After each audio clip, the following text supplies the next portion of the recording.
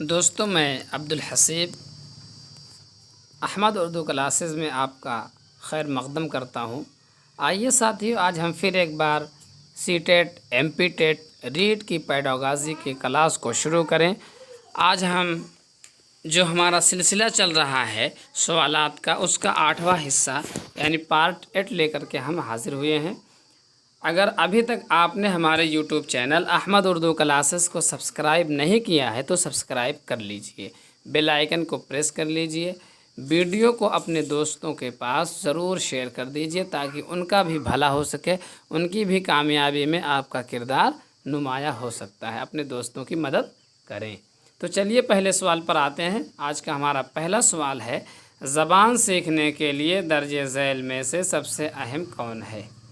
پوچھا جا رہا ہے کہ بھاشا ادھگم کے لیے نمنلکھت میں سے سب سے مہتوپورن کیا ہے؟ سوال پہلا آپشن ہے کتابیں پڑھنا، دوسرا ہے فلمیں یا ڈرامے دیکھنا، تیسرا آپشن ہے تدریسی آموزشی مواد کا استعمال یعنی ٹیچنگ لرننگ میٹیریل، جس کو آپ TLM کہتے ہیں، ٹیچنگ لرننگ میٹیریل کا استعمال، اور چوتھا ہے سماجی تعامل۔ تو ساتھیو، اس کا جواب آپ کو دینا ہے اور اس کا صحیح جواب ہے آپشن نمبر 4۔ آپشن نمبر 4 اس کا صحیح جواب ہے۔ زبان سیکھنے کے لیے درج ذیل میں سے سب سے اہم ہے سماجی تعامل، یعنی سماج میں رہ کر سماج سے جو ہے معاملات کرنا، ان سے جو ہے بات چیت کرنا، یہ زبان سیکھنے کے لیے سب سے اہم ہے۔ یہ جو چاروں آپشن دیے گئے ان میں سے سماجی تعامل۔ اگلا سوال ہے، ڈسلیکسیا کس سے متعلق ہے؟ یعنی جو ایک بیکار ہے، ایک خرابی ہے، بیماری کہہ لیجیے ہے، تو ڈسلیکسیا نامی بیماری کس سے جو ہے سمبندھت ہے؟ کہتے ہیں ریاضی خرابی سے، یعنی میتھمیٹکس میں آپ کو اس کی وجہ سے دقت ہوتی ہے۔ ذہنی خرابی یعنی مانسک بیکار سے اس کا سمبندھ ہے۔ پڑھنے میں دشواری یعنی پٹھن بیکار سے اس کا سمبندھ ہے۔ چوتھا ہے کردار کی خوبی، یعنی آپ کے ویکتتو، آپ کے کردار سے یہ سمبندھت ہے۔ تو ساتھیو، اس کا صحیح جواب ہوگا آپشن نمبر 3۔ ڈسلیکسیا جو ہے یہ پٹھن بیکار سے سمبندھت ہے، یعنی پڑھنے میں دشواری جب ہوتی ہے تو اس کو ہم ڈسلیکسیا کہتے ہیں۔ اگلا پرشن ہے، اگلا سوال ہے، لکھنے میں دقت یا پریشانی کو کیا کہتے ہیں؟ ایک بالک ہے، اس کو لکھنے میں جو ہے کٹھنائی محسوس ہو رہی ہے، تو اب اس پریشانی کو، اس کٹھنائی کو آپ منووگیان کی بھاشا میں کیا کہیں گے؟ ڈسلیکسیا کہیں گے، ڈسگرافیا کہیں گے، ڈسفیزیا کہیں گے، یا ورڈ زمبلنگ کہیں گے؟ تو ساتھیو، اس کا صحیح جو جواب ہے وہ ہے ڈسگرافیا۔ یاد رکھیے گا، یہ ڈسگرافیا ہوگا۔ لکھنے میں جب بھی آپ کو دقت ہوگی تو ڈسگرافیا۔ تو گراف آپ جانتے ہیں چارٹ یا پائی کو کہا جاتا ہے، اور ڈس یعنی اس کے اندر کمی آ گئی۔ جو چارٹ اور پائی ہے یعنی لکھا جو جاتا ہے، اس کے اندر جب کمی آئے گی تو لکھنے میں دقت اور پریشانی کو ڈسگرافیا ہی کہیں گے۔ اگلا سوال ہے، پڑھنے کا مطلب صرف لکھے ہوئے متن کی ادائیگی نہیں بلکہ یہ بھی اہم ہے کہ، خالی جگہ ہے وہاں آپ کو بھرنا ہے۔ یعنی پڑھنے کا مطلب جو لکھا ہوا صرف اس کو آپ پڑھ لیں، صرف یہی نہیں بلکہ اس کے ساتھ ساتھ، پڑھنے کے ساتھ ساتھ اور کیا ضروری ہے؟ تو پہلا آپشن ہے نئے الفاظ کی ادائیگی میں حائل پریشانیوں پر قابو پا سکیں، پڑھنے کا مطلب یہ ہے۔ دوسرا آپشن ہے ایک اچھے مقرر بھی ہوں، اور تیسرا آپشن ہے نئے الفاظ اور جملوں کی آموزش بھی ہو، یعنی نئے الفاظ اور جملے، شبد اور واقع آپ سیکھیں، اور چوتھا آپشن ہے متن کے معنی بھی سمجھیں۔ تو امید کرتا ہوں کہ آپ کو جواب سمجھ میں آ گیا ہوگا۔ تو اس کا صحیح جواب ہے آپشن نمبر 4۔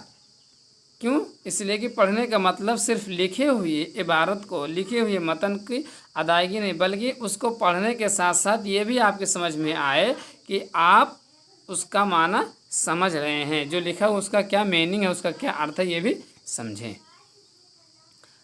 5واں سوال ہے، اخذی مہارت ہے अख़ज़ी महारत, और जो है ये हम इससे पहले आपको पढ़ा चुके हैं।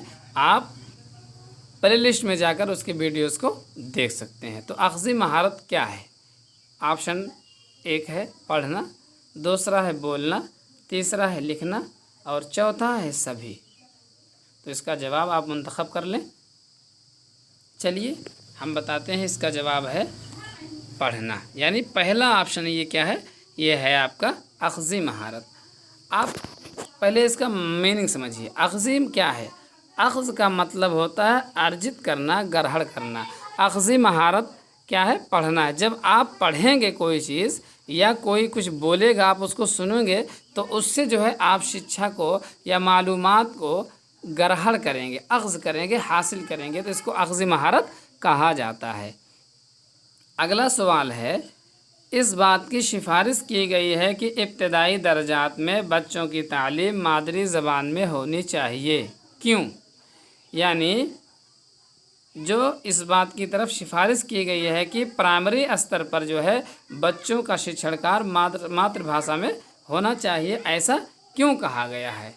तो इसका पहला ऑप्शन है बच्चों में तख्लीक़ियत को फ़रोग़ देने के लिए, यानी बच्चों में सृजनात्मकता को जो है बढ़ावा देने के लिए ऐसा करना चाहिए। दूसरा ऑप्शन है इलाक़ाई ज़बान को, यानी क्षेत्रीय भाषा को फ़रोग़ देने के लिए, बढ़ावा देने के लिए।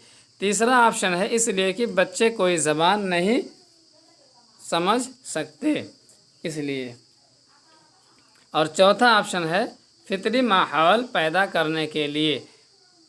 तो साथियों इसका सही जवाब है ऑप्शन नंबर 4, यानी इब्तदाई दर्जात में बच्चों को जो शिक्षा देनी चाहिए वो मातृभाषा में देनी चाहिए। क्यों? ताकि फितरी माहौल पैदा किया जा सके और बच्चों को सीखने में आसानी हो। अगला सवाल है, ज़बान की दरसियात में अदब को क्यों शामिल करना चाहिए? यानी भाषा के जो है सबक में, भाषा के जो है क्लास में लिटरेचर को क्यों सम्मिलित करना चाहिए? इससे क्या होगा? पहला ऑप्शन है ये तलबा पर निसाब का बोझ कम करने में मुआविन होता है।